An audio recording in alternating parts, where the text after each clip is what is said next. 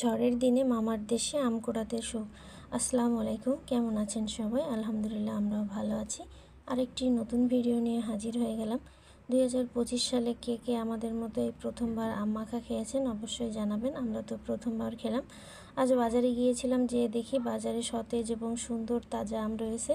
দেখে লোভ সামলাতে পারলাম না, তাই আর কি 120 টাকা কেজি দরে দুইটা আম 30 টাকা নিয়েছিল।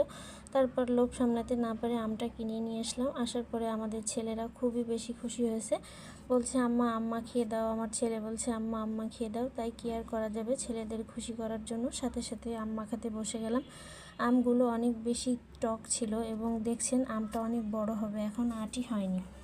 আমগুলো সুন্দর করে কেটে ধুয়ে তারপরে লবণ দিয়ে চটকিয়ে প্রথমে নরম করে নিয়েছি, যাতে আমটা অনেক বেশি সফট হয়। তারপর তার ভিতরে দিয়েছি শুকনো মরিচের গুঁড়া এবং দিয়েছি কাসুন্দি, দিয়ে সুন্দর করে মাখিয়েছি।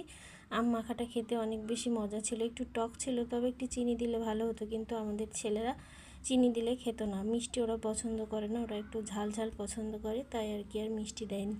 আপনারা দেখেই বুঝতে পারছেন আম মাখাটা কত বেশি মজা হয়েছে। ভিডিওটা দেখার জন্য ধন্যবাদ সকলকে।